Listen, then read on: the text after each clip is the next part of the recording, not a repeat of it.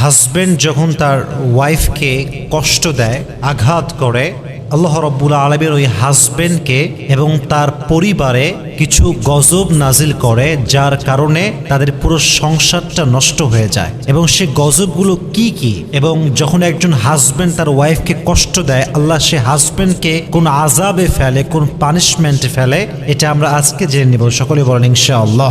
মাথায় রাখবেন, যেই মেয়ের স্বামী খারাপ, যেই মেয়ের হাজবেন্ড খারাপ, তাকে মেরে ফেলার জন্য বিষ লাগে না, তাকে মারার জন্য কোনো গুলি লাগে না, সে এমনি শেষ।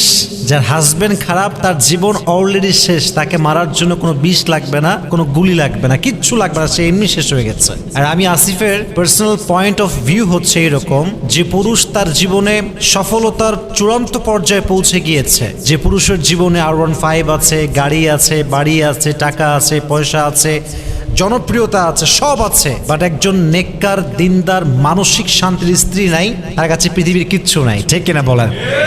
Exactly to the same way, একজন নারী যার কাছে রূপের বাহার আছে, অনেক সুন্দরী নারী, বাপের কোটি কোটি টাকা আছে, ঢাকার গুলশানে ফ্ল্যাট, অনেক টাকার মালিক সে, অনেক রূপের এবং গুণবতী নারী সে, কিন্তু তার কাছে মন মতো একজন স্বামী নেই, মানসিক শান্তির একজন হালাল পুরুষ নেই, তার মানে তার জীবনে কিছুই নাই। ঠিক কিনা বলেন?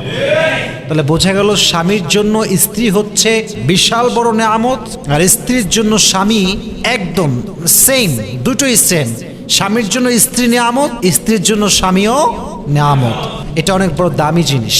তো যখন কোনো স্বামী তার স্ত্রী কষ্ট দেয়, তার প্রথম যে আযাব তাকে ফেস করতে হয়, সবচেয়ে বড় আযাব এটাকে আমি মনে করি, সেটা হচ্ছে যখন কোনো হাজবেন্ড তার ওয়াইফকে হার্ট করে, উইলিংলি অথবা আনউইলিংলি, যখনই হার্ট করে, কষ্ট দেয়, আঘাত করে, সেই স্বামী তার সুখ হারিয়ে ফেলবে, তার সুখ সে কখনো খুঁজে পাবে না। এর কারণ হচ্ছে, শুধু স্বামী স্ত্রীর ক্ষেত্রে নয়, পৃথিবীর যে কোনো প্রান্তে কোনো মানুষ যখন মানুষকে কষ্ট দেয়, আঘাত করে, আল্লাহ ওই মানুষের সুখটা কেড়ে নেয়। কারণ মানুষকে অসুখী করে, কষ্ট দিয়ে পৃথিবীর কোনো মানুষ কখনো সুখী হতে পারে নাই। ঠিক এরা বলেন?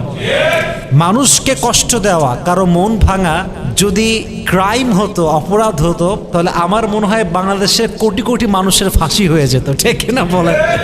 এটা বড় একটা অন্যায়, বাট এটা কোনো রাষ্ট্রীয় আইন নাই, কোনো সামাজিক কোনো আইন নাই, এটা আমাদের সমাজে এরকম। তো স্বামী যখন হাজবেন্ড যখন তার স্ত্রীকে কষ্ট দেয়, তার প্রথম যেই আযাবটা তাকে ফেস করতে হয়, সে তার সুখ কোথাও খুঁজে পায় না। এর কারণ মাথায় কি রাখবেন কারণটা? এর কারণ সবচেয়ে বড় কারণটা হচ্ছে, মাজলুমের দোয়া আল্লাহ কখনো ফিরিয়ে দেয় না। মাজলুমের বদদোয়া করার জন্য, আমি বারবার বলি, বদদোয়ার জন্য আমাকে হাত তুলে দোয়া করতে